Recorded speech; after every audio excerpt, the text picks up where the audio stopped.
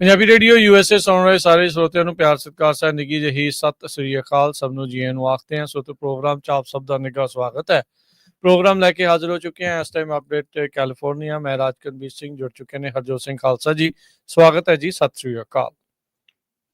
ਸਤਿ ਸ਼੍ਰੀ ਅਕਾਲ, ਧੰਨਵਾਦ ਜੀ ਆਇਆਂ ਨੂੰ। ਪੰਜਾਬੀ ਰੇਡੀਓ USA ਦੇ ਜਿੰਨੇ ਵੀ ਸਰੋਤੇ ਸਾਡੇ ਸਾਰੇ ਹੀ AM ਸਟੇਸ਼ਨਸ, FM ਸਟੇਸ਼ਨਸ, ਘਰਾਂ ਦੇ ਵਿੱਚ ਰੇਡੀਓ ਸੈਟਸ ਦੇ ਰਾਹੀਂ, ਟੈਲੀਫੋਨ ਦੇ ਰਾਹੀਂ, ਫੇਸਬੁੱਕ, YouTube ਤੇ ਲਾਈਵ ਦੇਖ ਰਹੇ ਹੋ, ਸੁਣ ਰਹੇ ਹੋ, ਸਾਰਿਆਂ ਨੂੰ ਜੀ ਆਇਆਂ ਨੂੰ ਤੇ ਬਹੁਤ ਹੀ ਪਿਆਰ ਤੇ ਸਤਿਕਾਰ ਭਰੀ ਸਤਿ ਸ਼੍ਰੀ ਅਕਾਲ। ਸਰੋਤਿਓ, ਅੱਜ ਮਾਰਚ ਦੀ 3 ਤਰੀਕ ਆ, ਦਿਨ ਸੋਮਵਾਰ ਆ। ਤੁਹਾਡੇ ਲਈ ਸ਼ਾਮ ਦਾ ਅਪਡੇਟ ਕੈਲੀਫੋਰਨੀਆ ਪ੍ਰੋਗਰਾਮ ਲੈ ਕੇ ਹਾਜ਼ਰ ਹੋਏ ਹਾਂ। ਸਾਡੇ ਅੱਜ ਦੇ ਇਸ ਪ੍ਰੋਗਰਾਮ ਨੂੰ ਸਪਾਂਸਰ ਕਰਦੇ ਨੇ ਖਾਲਸਾ ਇੰਸ਼ੋਰੈਂਸ ਏਜੰਸੀ, ਜਿਨ੍ਹਾਂ ਦੇ ਕੋਲੋਂ ਹਰ ਇੱਕ ਤਰੀਕੇ ਦੀ ਇੰਸ਼ੋਰੈਂਸ ਕਰਵਾ ਸਕਦੇ ਹੋ। ਇੰਸ਼ੋਰੈਂਸ ਬਾਰੇ ਪਤਾ ਕਰਨ ਲਈ ਕਾਲ ਕਰ ਸਕਦੇ ਹੋ 408-272-2500 ਦੇ ਉੱਤੇ। Terkian immigration law firm, US immigration ਦਾ ਹੋਵੇ ਕਿਸੇ ਵੀ ਤਰੀਕੇ ਦਾ ਕੰਮ, call attorney J Terkian 415-909-0503। Gurbachan Singh Nagra Sacramento, Sarabjit Singh Kulwinder Kaur Dhoot Yuba City, Gurdev Singh Sohal Antelope, Paramjit Singh Dakha Berkeley, Gursahib Singh Bakersfield, Avtar Singh Manjal Clovis. ਇਹਨਾਂ ਸਾਰਿਆਂ ਦਾ ਧੰਨਵਾਦ। ਜੇ ਤੁਸੀਂ ਵੀ ਇਸ ਪ੍ਰੋਗਰਾਮ ਨੂੰ ਸਪਾਂਸਰ ਕਰਨਾ ਚਾਹੁੰਦੇ ਹੋ, ਸੰਪਰਕ ਕਰ ਸਕਦੇ ਹੋ 408-722-7698 ਦੇ ਉੱਤੇ। ਅੱਜ ਦੀਆਂ ਖਬਰਾਂ ਵੱਲ ਚੱਲੀਏ। ਕਹਿੰਦੇ ਪਈ ਅਲਾਸਕਾ ਤੋਂ ਲੈ ਕੇ ਮੇਨ ਜਿੰਨੀਆਂ ਵੀ ਸਟੇਟਸ ਹੈਗੀਆਂ ਆ, ਬਾਰਡਰ ਜਿਨ੍ਹਾਂ ਦਾ ਕੈਨੇਡਾ ਦੇ ਨਾਲ ਲੱਗਦਾ ਆ, ਜਦੋਂ ਹੁਣ ਅੱਜ ਪ੍ਰੈਜ਼ੀਡੈਂਟ ਡੋਨਲਡ ਟਰੰਪ ਉਹਨਾਂ ਨੇ ਅਨਾਊਂਸ ਕਰੇ ਦਿੱਤਾ ਹੈ ਵੀ 25% ਟੈਰਿਫ ਕੈਨੇਡਾ ਵਾਲਿਆਂ ਦੀਆਂ, ਕੈਨੇਡਾ ਵਾਲੀਆਂ ਚੀਜ਼ਾਂ ਤੇ ਲੱਗੇਗਾ, ਤੇ 25% ਮੈਕਸੀਕੋ ਵਾਲਿਆਂ ਦੀ, ਤੇ 10% ਚਾਈਨਾ ਵਾਲਿਆਂ ਤੇ। ਕਹਿੰਦੇ ਵੀ ਜਿਹੜੀ US ਦੀ ਐਮਬੈਸੀ ਆ ਓਟਾਵਾ ਦੇ ਵਿੱਚ, ਉਹਦੇ ਆਫਿਸ ਦੇ ਵਿੱਚ ਇੱਕ ਬਹੁਤ ਵਧੀਆ ਕੋਟ ਐਨਗਰੇਵ ਕਰਕੇ ਪ੍ਰੈਜ਼ੀਡੈਂਟ ਰੋਨਾਲਡ ਰੀਗਨ ਉਹਨਾਂ ਦੀ ਐਨਗਰੇਵ ਕੀਤੀ ਹੋਈ ਆ, ਜਿਹਦੇ 'ਚ ਉਹਨਾਂ ਨੇ ਲਿਖਿਆ ਵੀ 5000 ਮੀਲ ਦਾ ਲੰਮਾ ਬਾਰਡਰ ਜਿਹੜਾ ਕੈਨੇਡਾ ਤੇ USA ਦੇ ਵਿੱਚ ਹੈਗਾ, ਇਹ ਸਿੰਬਲ ਆਫ ਦਾ ਫਿਊਚਰ ਆ। ਤੇ 1988 ਦੇ ਵਿੱਚ ਉਹਨਾਂ ਨੇ ਫ੍ਰੀ ਟ੍ਰੇਡ ਪੈਕਟ ਸਾਈਨ ਕੀਤਾ ਸੀ ਵਿਦ ਅਮਰੀਕਾਜ਼ ਨਾਰਦਰਨ ਨੇਬਰ। ਕੈਨੇਡਾ ਦੇ ਨਾਲ ਫ੍ਰੀ ਟ੍ਰੇਡ ਉਹਨਾਂ ਨੇ ਸਾਈਨ ਕੀਤਾ ਸੀ 1988 ਦੇ ਵਿੱਚ। ਤੇ ਉਸ ਜਿਹੜੀ ਕੋਟ ਆ, ਉਹਦੇ ਵਿੱਚ ਉਹਨਾਂ ਨੇ ਲਿਖਿਆ ਸੀ, let it forever be not a point of division but a meeting place between our great and true friends. ਵੀ ਇਹ ਜਿਹੜਾ ਬਾਰਡਰ ਆ, ਇਹ ਸਾਡੇ 'ਚ ਡਿਵੀਜ਼ਨ ਨਹੀਂ, ਇਹ ਇੱਕ ਤਰ੍ਹਾਂ ਨਾਲ ਮਿਲਣ ਵਾਲੀ ਜਗ੍ਹਾ ਹੈਗੀ ਆ। ਇਹ ਡਿਵੀਜ਼ਨ ਹੁਣ ਆਲਰੇਡੀ ਅੱਜ ਸ਼ੁਰੂ ਹੋ ਗਈ ਹੈਗੀ ਆ। ਪ੍ਰੈਜ਼ੀਡੈਂਟ ਡੋਨਲਡ ਟਰੰਪ ਉਹਨਾਂ ਨੇ 25% ਟੈਰਿਫ ਕੈਨੇਡਾ ਦੀਆਂ ਗੁਡਸ ਦੇ ਉੱਤੇ ਲਾ ਦਿੱਤਾ ਹੈ, 10% ਟੈਰਿਫ ਕੈਨੇਡਾ ਦੀ ਆਇਲ ਤੇ ਗੈਸ ਦੇ ਉੱਤੇ, ਮੈਕਸੀਕੋ ਦੇ ਉੱਤੇ ਜਿਹੜਾ ਆ 25% ਟੈਰਿਫ ਲਾ ਦਿੱਤਾ ਹੈ। ਕੈਨੇਡਾ ਦੇ ਪ੍ਰਾਈਮ ਮਿਨਿਸਟਰ ਨੇ ਅੱਜ ਕਿਹਾ ਆ ਵੀ 25% ਅਸੀਂ ਜਿਹੜਾ ਆ ਟੈਕਸ ਜੋ ਲਾਇਆ ਗਿਆ ਆ, ਉਹਦਾ ਟੁੱਟਵਾਂ ਬਿਲਕੁਲ ਜਵਾਬ ਦੇਵਾਂਗੇ। ਅਮਰੀਕਾ ਦੀਆਂ ਸ਼ਰਾਬ, ਵਾਈਨ, ਸਿਗਰਟ ਤੇ ਸ਼ਾਟਗਨਸ, ਇਹਨਾਂ ਦੇ ਉੱਤੇ ਆਪਾਂ ਪੂਰਾ ਟੈਕਸ ਲਾਵਾਂਗੇ। ਇਸੇ ਤਰ੍ਹਾਂ ਓਟਾਵਾ ਤੋਂ ਵੀ ਖਬਰਾਂ ਆ ਰਹੀਆਂ, ਉਹ ਕਹਿੰਦੇ ਵੀ ਜਿਹੜੀ ਸਾਡੀ ਬਿਜਲੀ ਜਾਂਦੀ ਆ, ਉਸ ਨੂੰ ਅਸੀਂ ਘੱਟ ਕਰ ਦੇਵਾਂਗੇ। ਪਰ ਇਸ ਟੈਰਿਫ ਲਾਉਣ ਦੇ ਨਾਲ ਕੈਨੇਡਾ ਦੇ ਵਿੱਚ ਬਹੁਤ ਸਾਰੇ ਜਿਹੜੇ ਫਾਰਮਰਸ ਆ, ਰੈਂਚਰਸ ਆ, ਉਹ ਜਿੰਨਾ ਵੀ ਉਹਨਾਂ ਦਾ ਖੇਤਾਂ ਦਾ ਸਮਾਨ ਆ, ਉਹ ਸਾਰਾ ਅਮਰੀਕਾ ਤੋਂ ਹੀ ਉਹ ਐਕਸਪੋਰਟ ਕਰਦੇ ਹੈਗੇ ਆ। ਹੁਣ ਉਹਦੇ ਉੱਤੇ ਜਦੋਂ ਇੰਨਾ ਜ਼ਿਆਦਾ ਟੈਕਸ ਲੱਗ ਜਾਣਾ ਆ, ਤੇ ਤੁਸੀਂ ਅੰਦਾਜ਼ਾ ਲਾ ਲਓ ਫਿਰ ਉਹਨਾਂ ਦੇ ਲਈ ਕਿੰਨਾ ਮਹਿੰਗਾ ਆਊਗਾ। ਇੱਕ ਰਿਪੋਰਟ ਮੈਂ ਇਹ ਪੜ੍ਹ ਰਿਹਾ ਸੀ ਵੀ ਬਹੁਤ ਸਾਰੇ ਕੈਨੇਡਾ ਦੇ ਵਿੱਚ ਕਾਰਾਂ ਦੇ ਪਾਰਟਸ ਬਣਦੇ ਆ, ਜਦੋਂ ਉਹਨਾਂ ਦੇ 25% ਟੈਕਸ ਲੱਗ ਗਿਆ, ਅਮਰੀਕਾ ਦੇ ਵਿੱਚ ਕਾਰਾਂ ਦੀ ਪ੍ਰਾਈਸ ਐਵਰੇਜ $12,000 ਤੱਕ ਵੱਧ ਸਕਦੀ ਹੈਗੀ ਆ, ਨਵੀਆਂ ਕਾਰਾਂ ਦੀ। ਜੀ ਬਿਲਕੁਲ। ਸੋ ਰਾਸ਼ਟਰਪਤੀ ਟਰੰਪ ਜਦੋਂ ਆਪਾਂ ਸਵੇਰੇ ਗੱਲ ਕਰ ਰਹੇ ਸੀ, ਉਦੋਂ ਦੱਸ ਰਹੇ ਸੀਗੇ ਵੀ ਪਤਾ ਨਹੀਂ ਵੀ ਲਾਉਣਾ ਹੈ ਜਾਂ ਨਹੀਂ ਲਾਉਣਾ, ਪਰ ਫਿਰ ਪ੍ਰੈਜ਼ੀਡੈਂਟ ਟਰੰਪ ਨੇ ਅਨਾਊਂਸ ਜਿਹੜਾ ਉਹ ਕਰਤਾ ਵੀ ਇਹ ਤਾਂ ਟੈਰਿਫ ਲੱਗਣ ਹੀ ਜਾ ਰਹੇ ਹੈਗੇ ਆ, ਟੈਰਿਫ ਲੱਗਣੇ ਹੀ ਲੱਗਣੇ ਆ। ਕਹਿੰਦੇ ਵੀ ਕੋਈ ਵਿਗਲ ਰੂਮ ਇਸ ਦੇ ਵਿੱਚ ਬਚਿਆ ਨਹੀਂ ਆ। ਜਦ ਮਹੀਨਾ ਪਹਿਲਾਂ ਲੱਗਣਾ ਸੀ ਤਾਂ ਉਦੋਂ ਦੋਨਾਂ ਮੁਲਕਾਂ ਨੇ 10,000 ਫੌਜੀ ਬਾਰਡਰ ਦੇ ਉੱਤੇ ਲਾ ਦਿਆ, ਤੇ 1 ਮਹੀਨੇ ਦੇ ਲਈ ਟੈਰਿਫ ਜਿਹੜੇ ਉਹ ਬਚ ਗਏ ਸੀਗੇ। ਪਰ ਅੱਜ ਟਰੰਪ ਹੋਣਾ ਨੇ ਐਲਾਨ ਕਰ ਦਿੱਤਾ ਵੀ ਅੱਜ ਰਾਤ ਤੋਂ ਹੀ ਜਿਹੜੇ ਟੈਰਿਫ ਆ ਉਹ ਲੱਗਣੇ ਸ਼ੁਰੂ ਹੋਣਗੇ। ਹੁਣ ਕਈਆਂ ਨੇ ਸਮਾਨ ਇੱਧਰੋਂ ਉੱਧਰ ਨੂੰ ਘੱਲਿਆ ਹੋਣਾ ਤੇ ਕਈਆਂ ਨੇ ਉੱਧਰੋਂ ਇੱਧਰ ਨੂੰ ਘੱਲਿਆ ਹੋਣਾ। ਜਦ ਚਾਈਨਾ ਦੇ ਉੱਤੇ ਟੈਰਿਫ ਲਾਇਆ ਸੀ 10%, ਉਦੋਂ USPS ਦੇ ਬਹੁਤ ਸਾਰੇ ਜਿਹੜੇ ਪਾਰਸਲ ਆ ਉਹ ਰੁਕ ਗਏ ਸੀਗੇ। ਹੁਣ ਜੇ ਤੁਹਾਡਾ ਵੀ ਸਮਾਨ ਕੈਨੇਡਾ ਤੋਂ ਆਉਣਾ ਆ ਜਾਂ ਕੈਨੇਡਾ ਨੂੰ ਜਾ ਰਿਹਾ ਆ, ਤਾਂ ਇਹ ਵੀ ਇੱਕ ਤੁਸੀਂ ਉਮੀਦ ਕਰਕੇ ਰੱਖੋ ਵੀ ਤੁਹਾਡੇ ਇਹ ਪੈਕੇਜ ਦੇ ਉੱਤੇ ਵੀ ਅਸਰ ਜਿਹੜਾ ਆ ਉਹ ਪੈ ਸਕਦਾ ਆ। ਕਾਮਰਸ ਦੇ ਜਿਹੜੇ ਸਕੱਤਰ ਹਾਵਰਡ ਲੁਟਨਿਕ ਆ, ਉਹਨਾਂ ਨੇ ਜਿਹੜਾ ਇਹ ਕਿਹਾ ਆ ਵੀ ਇਹ ਹੁਣ ਰਾਸ਼ਟਰਪਤੀ ਟਰੰਪ ਹੁਣਾਂ ਦੇ ਕਹਿਣ ਦੇ ਮੁਤਾਬਕ ਇਹ ਸਾਰਾ ਕੁਝ ਜਿਹੜਾ ਉਹ ਲੱਗੇਗਾ। ਵਾਲ ਸਟਰੀਟ ਜਰਨਲ ਦੇ ਵਿੱਚ ਇਸ ਖਬਰ ਆਉਣ ਤੋਂ ਬਾਅਦ 'ਚ ਕਾਫੀ ਵੱਡਾ ਜਿਹੜਾ ਉਹ ਝਟਕਾ ਲੱਗਾ। ਉਹ ਆਪਾਂ ਤੁਹਾਨੂੰ ਨੰਬਰਸ ਜਿਹੜੇ ਆંકੜੇ ਆ ਉਹ ਅਖੀਰ ਦੇ ਵਿੱਚ ਜਿਹੜੇ ਜ਼ਰੂਰ ਦੱਸਾਂਗੇ, ਪਰ 1.5% ਜਿਹੜੇ ਇਨਵੈਸਟਰਸ ਆ ਉਹਨਾਂ ਨੇ ਮਨੀ ਜਿਹੜੀ ਕਢਾ ਲਈ। 1.5% ਜਿਹੜੀ ਮਾਰਕੀਟ ਆ ਉਹ ਥੱਲੇ ਡਿੱਗ ਪਈ ਆ। ਕੱਲਾ ਕੈਨੇਡਾ ਤੇ ਮੈਕਸੀਕੋ ਦੇ ਉੱਤੇ ਹੀ ਨਹੀਂ, ਰਾਤ ਨੂੰ ਜਿਹੜਾ ਇਹ ਟੈਰਿਫ ਲੱਗਣੇ, ਚਾਈਨਾ ਦੇ ਉੱਤੇ 10% ਟੈਰਿਫ ਹੋਰ ਵਧਾਇਆ ਗਿਆ ਆ। ਸੋ ਜਿੱਥੇ ਪਹਿਲਾਂ ਚਾਈਨਾ ਦੇ ਉੱਤੇ 10% ਹੀ ਜਿਹੜਾ ਟੈਰਿਫ ਸੀਗਾ, ਉਸ ਨੂੰ 10% ਉਹ 'ਚ ਇਜ਼ਾਫਾ ਕਰਕੇ 20% ਟੈਰਿਫ ਚਾਈਨਾ ਦੇ ਉੱਤੇ ਕਰ ਦਿੱਤਾ ਗਿਆ ਆ, ਜਿਸ ਦੇ ਨਾਲ ਕਈ ਜਿਹੜੇ ਚਾਈਨੀਜ਼ ਪ੍ਰੋਡਕਟ ਆ ਉਹਨਾਂ ਉੱਤੇ ਜਿਹੜੀ ਟੈਰਿਫ ਆ ਉਹ 45% ਤੱਕ ਹੋ ਚੁੱਕਾ ਹੈਗਾ ਆ। ਟਰੰਪ ਹੁਣਾਂ ਦੀ ਅਨਾਉਂਸਮੈਂਟ ਉਸ ਟਾਈਮ ਦੇ ਉੱਤੇ ਇਹ ਹੁਣ ਆ ਰਹੀ ਆ ਜਦ ਕ੍ਰਾਸ ਬਾਰਡਰ ਜਿਹੜਾ ਫਲੋ ਆ, ਜਿਸ ਦੇ ਵਿੱਚ ਅਨਡਾਕੂਮੈਂਟਡ ਮਾਈਗ੍ਰੈਂਟਸ ਦਾ, ਡਰੱਗਸ ਦਾ, ਫੈਂਟਨਲ ਦਾ ਜਿਹੜਾ ਰੌਲਾ ਆ ਇਸ ਟਾਈਮ ਕਾਫੀ ਜ਼ਿਆਦਾ ਵਧਿਆ ਹੋਇਆ ਆ।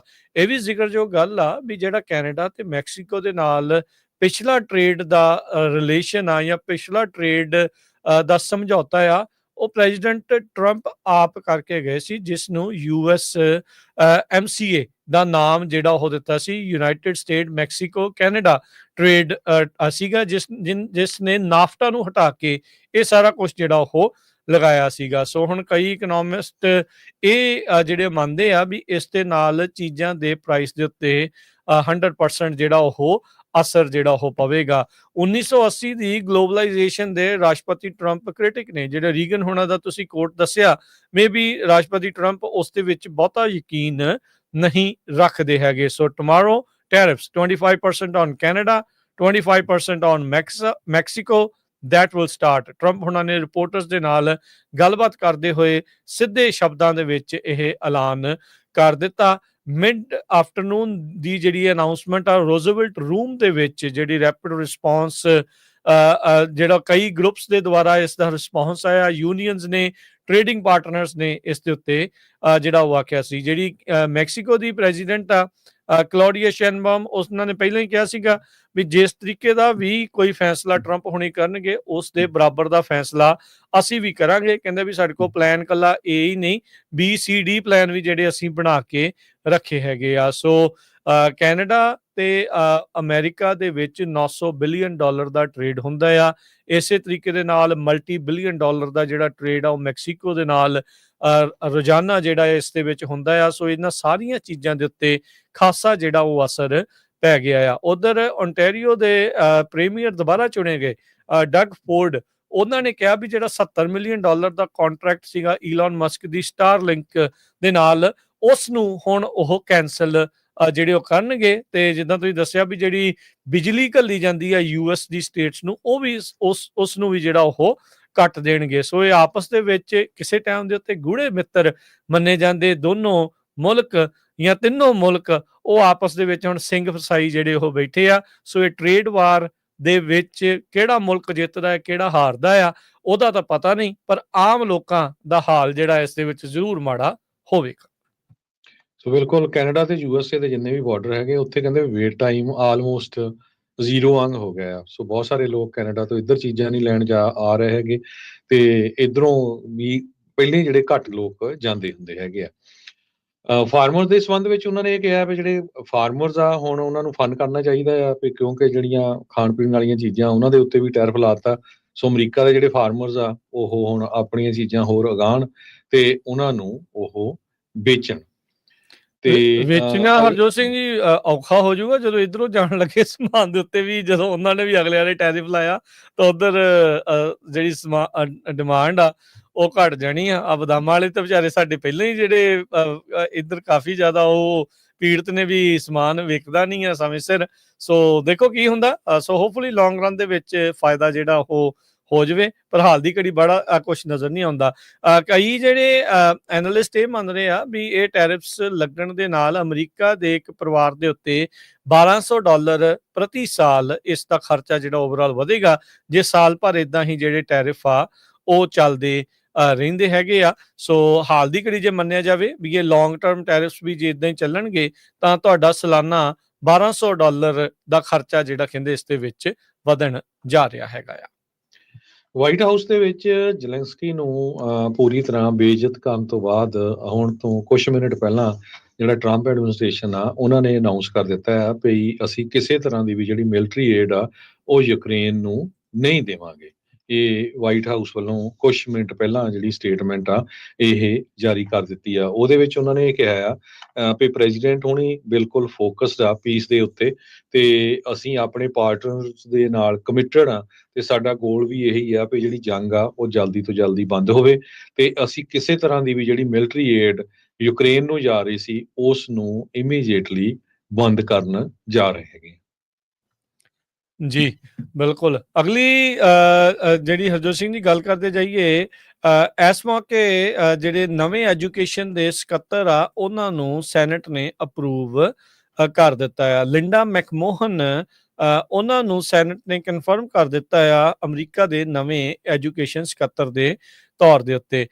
ਉਹਨਾਂ ਦੇ ਕੋਲ ਉੱਦਾਂ ਵੈਸੇ ਕਹਿੰਦੇ ਪ੍ਰਾਈਵੇਟ ਤੇ ਪਬਲਿਕ ਸਕੂਲਸ ਦੇ ਵਿੱਚ ਕੋਈ ਬੜਾ ਐਕਸਪੀਰੀਅੰਸ ਨਹੀਂ ਆ ਉਸ ਨੂੰ ਰਨ ਕਰਨ ਦਾ, ਪਰ ਕਹਿੰਦੇ ਵੀ ਪ੍ਰੈਜ਼ੀਡੈਂਟ ਟਰੰਪ ਜੋ ਕਿ ਇਸ ਡਿਪਾਰਟਮੈਂਟ ਨੂੰ ਨੂੰ ਪੂਰੀ ਤਰ੍ਹਾਂ ਖਤਮ ਕਰਨਾ ਚਾਹੁੰਦੇ ਆ ਐਜੂਕੇਸ਼ਨ ਡਿਪਾਰਟਮੈਂਟ ਨੂੰ, ਉਹ ਹੁਣ ਉਹਨਾਂ ਦੇ ਇਸ ਟਾਈਮ ਮੇਨ ਜਿਹੜੇ ਸੂਤਰਧਾਰ ਇਸ ਦੇ ਵਿੱਚ ਹੋਣਗੇ। 76 ਸਾਲਾ ਮਿਸ ਮੈਕਮੋਹਨ ਉਹਨਾਂ ਨੇ ਕਨਫਰਮੇਸ਼ਨ ਪ੍ਰੋਸੈਸ ਦੇ ਵਿੱਚ ਜਿਹੜਾ ਆਖਿਆ ਵੀ ਉਹ ਪੂਰੀ ਤਰ੍ਹਾਂ ਸਹਿਮਤ ਨੇ ਰਾਸ਼ਟਰਪਤੀ ਟਰੰਪ ਹੋਣਾ ਦੇ ਉਸ ਮਿਸ਼ਨ ਦੇ ਵਿੱਚ ਜਿਸ ਵਿੱਚ ਉਹ ਐਜੂਕੇਸ਼ਨ ਡਿਪਾਰਟਮੈਂਟ ਨੂੰ ਅਬੋਲਿਸ਼ ਐਲੀਮੀਨੇਟ ਕਰਨਾ ਚਾਹੁੰਦੇ ਹੈਗੇ ਆ, ਜਦ ਉਹਨਾਂ ਦੀ ਹੀਅਰਿੰਗ ਪਿਛਲੇ ਮਹੀਨੇ ਹੋ ਰਹੀ ਸੀਗੀ। ਸੋ ਇਹ ਜਿਹੜੇ ਡੌਜ ਦੇ ਕਹਿ ਸਕਦੇ ਆ ਵੀ ਚੌਪਿੰਗ ਬੋਰਡ ਦੇ ਉੱਤੇ ਅਗਲੀ ਵਾਰੀ ਜਿਹੜੀ ਡਿਪਾਰਟਮੈਂਟ ਆਫ ਐਜੂਕੇਸ਼ਨ ਦੀ ਵੀ ਹੈਗੀ ਆ। ਪਿਛਲੇ ਜਿਹੜੇ ਪ੍ਰਸ਼ਾਸਨ ਦੇ ਵਿੱਚ ਰਾਸ਼ਟਰਪਤੀ ਬਾਈਡਨ ਨੇ ਲੱਖਾਂ ਹੀ ਜਿਹੜੇ ਅਮਰੀਕੀਆਂ ਦੇ ਬਿਲੀਅਨਸ ਆਫ ਡਾਲਰ ਦੇ ਜਿਹੜੇ ਲੋਨ ਨੇ ਐਜੂਕੇਸ਼ਨ ਲੋਨ ਆ ਉਹਨਾਂ ਦਾ ਕੁਝ ਹਿੱਸਾ ਜਿਹੜਾ ਆ ਉਹ ਮਾਫ ਕੀਤਾ ਸੀ। ਜਦ ਇਹ ਜ਼ਿਆਦਾ ਮਾਫ ਕਰਨਾ ਚਾਹੁੰਦੇ ਸੀਗੇ ਤਾਂ ਇਹਨਾਂ ਦੇ ਉਲਟ ਅਦਾਲਤਾਂ ਵਿੱਚ ਵੀ ਜਿਹੜੇ ਉਹ ਕੇਸ ਚੱਲੇ ਸੀ, ਜਿਸ ਤੋਂ ਬਾਅਦ ਸੁਪਰੀਮ ਕੋਰਟ ਨੇ ਰੋਕ ਜਿਹੜੀ ਉਹ ਲਗਾ ਦਿੱਤੀ ਸੀ ਵੀ ਤੁਸੀਂ ਇਸ ਤਰੀਕੇ ਦੇ ਨਾਲ ਲੋਨਸ ਮਾਫ ਨਹੀਂ ਕਰ ਸਕਦੇ ਹੈਗੇ। ਸੋ ਹੁਣ ਏਜੰਸੀ ਨੂੰ ਅਬੋਲਿਸ਼ ਕਰਨ ਦੇ ਲਈ ਕਹਿ ਸਕਦੇ ਆ ਵੀ ਅੱਗੇ ਨੂੰ ਕਦਮ ਜਿਹੜੇ ਉਹ ਵਧਣਗੇ। ਸੋ ਵਨ ਟਾਈਮ ਆਫਰ ਇਸ ਡਿਪਾਰਟਮੈਂਟ ਦੇ 20 EMPLOYEES ਨੂੰ ਆਲਰੇਡੀ ਮਿਲ ਚੁੱਕੀ ਹੈਗੀ ਆ, ਜਿਸ ਦੇ ਵਿੱਚ $25,000 ਕਹਿੰਦੇ ਵੀ ਉਹਨਾਂ ਨੂੰ ਦਿੱਤਾ ਜਾਊਗਾ ਜੇ ਉਹ ਰਿਟਾਇਰ ਹੁੰਦੇ ਨੇ ਜਾਂ ਰਿਜ਼ਾਈਨ ਕਰਦੇ ਨੇ ਮੰਡੇ ਅੱਜ ਦੇ ਜਿਹੜੇ ਦਿਨ ਦੇ ਅਖੀਰ ਤੱਕ। ਇਸ ਦੇ ਵਿੱਚ ਨਾਲ ਹਰਜੋਤ ਸਿੰਘ ਜੀ ਇਹ ਵੀ ਸ਼ਰਤਾਂ ਰੱਖੀਆਂ ਗਈਆਂ ਸੀਗੀਆਂ ਵੀ ਅਗਲੇ 5 ਸਾਲ ਤੱਕ ਤੁਸੀਂ ਫੈਡਰਲ ਸਰਕਾਰ ਦੀ ਜੌਬ ਨਹੀਂ ਕਰ ਸਕਦੇ। ਜੇ ਤੁਸੀਂ ਫੈਡਰਲ ਸਰਕਾਰ ਦੀ ਜੌਬ ਕਰਦੇ ਆ ਤੇ ਜਿੰਨੀ ਰਾਸ਼ੀ ਤੁਹਾਨੂੰ ਹੁਣ ਦਿੱਤੀ ਜਾਣੀ ਆ ਉਹ ਸਾਰੀ ਤੁਹਾਨੂੰ ਜਿਹੜੀ ਉਹ ਵਾਪਸ ਕਰਨੀ ਜਿਹੜੀ ਉਹ ਪਊਗੀ। ਸੋ ਹੁਣ ਜਿਹੜੇ ਲਿੰਡਾ ਮੈਕਮੋਹਨ ਇਹ ਜਿਹੜੇ ਐਜੂਕੇਸ਼ਨ ਡਿਪਾਰਟਮੈਂਟ ਦੇ ਸਕੱਤਰ ਦੇ ਰੋਲ ਵਿੱਚ ਆਉਣਗੇ। ਇਹ ਦੱਸਦੇ ਜਾਈਏ ਰਾਸ਼ਟਰਪਤੀ ਟਰੰਪ ਤੇ ਉਹਨਾਂ ਦੇ ਬਹੁਤ ਸਾਰੇ ਜਿਹੜੇ ਸਪੋਰਟਰਸ ਆ ਇਹ ਮੰਨਦੇ ਆ ਚੋਇਸ ਆਫ ਸਕੂਲ ਹੋਣੀ ਚਾਹੀਦੀ ਆ, ਜਿਸ ਦੇ ਵਿੱਚ ਚਾਰਟਰ ਸਕੂਲਸ ਨੂੰ ਇਹ ਕਾਫੀ ਜ਼ਿਆਦਾ ਤਰਜੀਹ ਦਿੰਦੇ ਆ, ਪ੍ਰਾਈਵੇਟ ਸਕੂਲਸ ਨੂੰ ਕਾਫੀ ਜ਼ਿਆਦਾ ਤਰਜੀਹ ਦਿੰਦੀ ਆ। ਸੋ ਹੁਣ ਪਬਲਿਕ ਸਕੂਲਸ ਦਾ ਕੀ ਬਣੂਗਾ, ਕਿੱਦਾਂ ਫੰਡਿੰਗ ਇੱਦਾਂ ਚੱਲਦੀ ਰਹੂਗੀ ਜਾਂ ਕੀ ਸਥਿਤੀਆਂ ਬਦਲਣਗੀਆਂ, ਇਹ ਹੁਣ ਆਉਂਦਾ ਸਮਾਂ ਦੱਸੇਗਾ। ਕੈਲੀਫੋਰਨੀਆ ਦੇ ਵਿੱਚ ਇੱਕ ਫੈਡਰਲ ਏਜੰਸੀਜ਼ ਵੱਲੋਂ ਬਹੁਤ ਵੱਡਾ ਜੋ ਰਿੰਗ ਆ ਸਮਗਲਿੰਗ ਦਾ ਉਹ ਬਸਟ ਕੀਤਾ ਗਿਆ ਆ।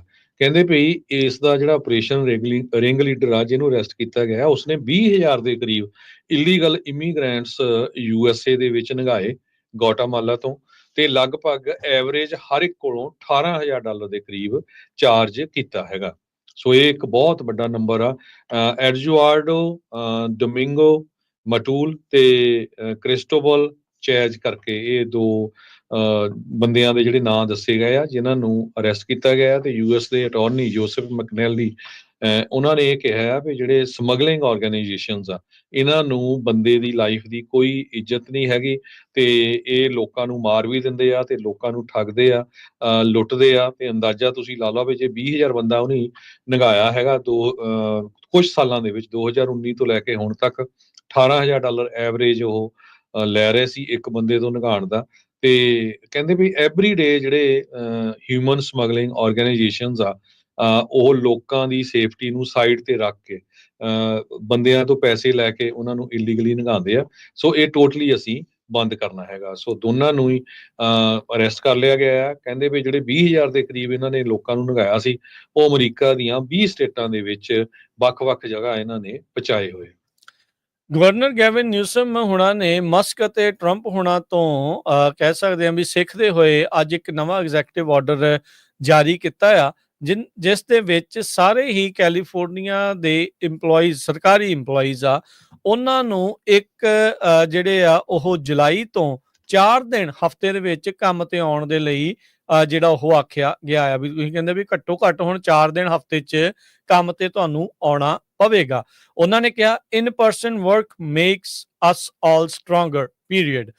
ਜਿਹੜੀ ਗਵਰਨਰ ਨਿਊਸਮ ਆ ਉਹਨਾਂ ਦੀ ਨਿਊਜ਼ ਰਿਲੀਜ਼ ਦੇ ਵਿੱਚ ਇਹ ਚੀਜ਼ ਆਈ ਆ। ਸਾਰੇ ਹੀ ਡਿਪਾਰਟਮੈਂਟ, ਸਾਰੀਆਂ ਹੀ ਏਜੰਸੀਜ਼ ਜਿਹੜੀਆਂ ਗਵਰਨਰ ਨਿਊਸਮ ਉਹਨਾਂ ਦੀ ਐਡਮਿਨਿਸਟ੍ਰੇਸ਼ਨ ਦੇ ਅੰਡਰ ਆਉਂਦੀਆਂ ਆ, ਉਹਨਾਂ ਨੇ ਕਿਹਾ ਵੀ 4 ਇਨ ਆਫਿਸ ਡੇਜ਼ ਅ ਵੀਕ 1 ਜੁਲਾਈ ਤੋਂ ਸ਼ੁਰੂ ਹੋਣਗੇ, ਜਿਸ ਦੇ ਵਿੱਚ ਆਰਡਰ 'ਚ ਕਈ ਜਿਹੜੀਆਂ ਕੁਝ ਐਕਸੈਪਸ਼ਨਸ ਆ ਉਹ ਵੀ ਉਹਨਾਂ ਨੇ ਰੱਖੀਆਂ ਹੈਗੀਆਂ। ਕੇਸ ਬਾਏ ਕੇਸ ਬੇਸਿਸ ਕਹਿੰਦੇ ਵੀ ਕਿਸੇ ਦੇ ਇੰਡੀਵਿਜੂਅਲ ਸਰਕਮਸਟਾਂਸ ਨੂੰ, ਪਰਿਵਾਰ ਨੂੰ ਜਿਹੜਾ ਦੇਖਦੇ ਹੋਏ, ਇੰਪਲੋਇਮੈਂਟ ਪਾਲਿਸੀਜ਼ ਨੂੰ ਦੇਖਦੇ ਹੋਏ ਥੋੜੀ ਬਹੁਤੀ ਫਲੈਕਸੀਬਿਲਿਟੀ ਰੱਖੀ ਆ। ਕੈਲ HR ਦੇ ਅਧਿਕਾਰੀਆਂ ਨੇ ਜਿਹੜਾ ਉਹ ਦੱਸਿਆ ਆ ਵੀ ਇਹ ਜਿਹੜਾ ਸਟੇਟ ਵਾਈਡ ਗਾਈਡੈਂਸ ਆ ਉਹ ਆਲਰੇਡੀ ਇਸ਼ੂ ਜਿਹੜੀ ਹੁਣ ਕਰ ਦਿੱਤੀ ਜਾਊਗੀ, ਜਿਸ ਵਿੱਚ ਇਨ ਆਫਿਸ ਰੂਲ ਜਿਹੜਾ ਹੋਊਗਾ। ਕਹਿੰਦੇ ਵੀ ਖਾਸ ਕਰਕੇ ਜਿਹੜੇ EMPLOYEE ਘਰਾਂ ਦੇ ਨਜ਼ਦੀਕ ਕੰਮ ਦੇ ਨਜ਼ਦੀਕ ਨਹੀਂ ਰਹਿੰਦੇ, ਉਹਨਾਂ ਨੂੰ ਜਿਹੜਾ ਟੈਲੀ ਵਰਕ ਦੀ ਅਰੇਂਜਮੈਂਟ ਮੇ ਵੀ ਦਿੱਤੀ ਜਾ ਸਕਦੀ ਹੈਗੀ ਆ। ਸੋ ਗਵਰਨਰ ਆਫਿਸ ਨੇ ਜਿਹੜਾ ਉਹ ਕਿਹਾ ਆ ਵੀ ਕਹਿੰਦੇ ਵੀ ਉਹ ਜਿਹੜੇ ਸਾਬਕਾ ਫੈਡਰਲ ਵਰਕਰਸ ਜਿਨ੍ਹਾਂ ਨੂੰ ਟਰੰਪ ਪ੍ਰਸ਼ਾਸਨ ਨੇ ਬਾਹਰ ਦਾ ਰਸਤਾ ਦਿਖਾਇਆ ਆ, ਹੋ ਸਕਦਾ ਵੀ ਉਹਨਾਂ ਲੇਆਫਸ ਦੇ ਵਿੱਚੋਂ ਕਈਆਂ ਨੂੰ ਉਹ ਹਾਇਰ ਵੀ ਕਰ ਲੈਣਗੇ। ਸੋ ਇਹ ਜਿਹੜੀ ਆਰਡਰ ਆ ਉਹ ਹੁਣ ਕਰ ਦਿੱਤਾ ਗਿਆ ਆ। ਸੋ ਲੱਗਦਾ ਵੀ ਅੰਡਰ ਕਰੰਟ ਇਹ ਵੀ ਭਾਪਣ ਲੱਗ ਗਏ ਆ। ਇਹ ਨਾਪਦੇ ਨੇ ਵੀ ਇਸ ਚੀਜ਼ ਨੂੰ ਲੈ ਕੇ ਲੋਕਾਂ ਦੇ ਮਨਾਂ ਦੇ ਵਿੱਚ ਜਿਹੜਾ ਬਦਲਾਵ ਆ ਉਹ ਆ ਚੁੱਕਾ ਆ, ਤੇ ਲੋਕ ਚਾਹੁੰਦੇ ਆ ਵੀ ਆਫਿਸ ਦੇ ਵਿੱਚੋਂ ਹੀ ਕੰਮ ਜਿਹੜਾ ਹੋਵੇ। ਸੋ ਨਵੇਂ ਐਗਜ਼ੈਕਟਿਵ ਆਰਡਰ ਦੇ ਤਹਿਤ 1 ਜੁਲਾਈ 2025 ਤੋਂ 4 ਦਿਨ ਘੱਟੋ ਘੱਟ ਸਰਕਾਰੀ ਕੰਮ ਕਰਨ ਵਾਲੀਆਂ ਏਜੰਸੀਜ਼ ਦੇ ਵਿੱਚ ਸਰਕਾਰੀ ਮੁਲਾਜ਼ਮਾਂ ਨੂੰ 4 ਦਿਨ ਘੱਟੋ ਘੱਟ ਹਫ਼ਤੇ 'ਚ ਕੰਮ ਤੇ ਜਾਣਾ ਪਿਆ ਕਰੇਗਾ। ਕੱਲ ਨਾਰਦਰਨ ਕੈਲੀਫੋਰਨੀਆ ਦੇ ਵਿੱਚ ਬਹੁਤ ਸਾਰੇ ਜਗ੍ਹਾ ਦੇ ਉੱਤੇ ਐਨ ਪਈ, ਹੇਲਸ ਪਏ, ਤੇ ਕਈ ਜਗ੍ਹਾ ਦੇ ਉੱਤੇ ਜੋ ਫਨਲ ਕਲਾਊਡ ਵੀ ਆਬਜ਼ਰਵ ਕੀਤਾ ਗਿਆ, ਖਾਸ ਕਰਕੇ ਸ਼ਿੰਗਲ ਸਪ੍ਰਿੰਗਸ ਵਾਲਾ ਏਰੀਆ ਹੈਗਾ। ਤੇ ਆਉਣ ਵਾਲੇ ਇਸ ਹਫ਼ਤੇ ਦੇ ਵਿੱਚ ਵੀ ਸਦਰਨ ਕੈਲੀਫੋਰਨੀਆ ਦੇ ਵਿੱਚ ਇੱਕ ਹੋਰ ਐਟਮੋਸਫੇਰਿਕ ਰਿਵਰ ਆ ਰਿਹਾ ਹੈ। ਕੱਲ ਫ੍ਰਿਜ਼ਨੋ ਏਰੀਏ ਦੇ ਵਿੱਚ ਬਹੁਤ ਜ਼ਿਆਦਾ ਐਨ ਤੇ ਮੀਂਹ ਜਿਹੜਾ ਪਿਆ ਹੈ।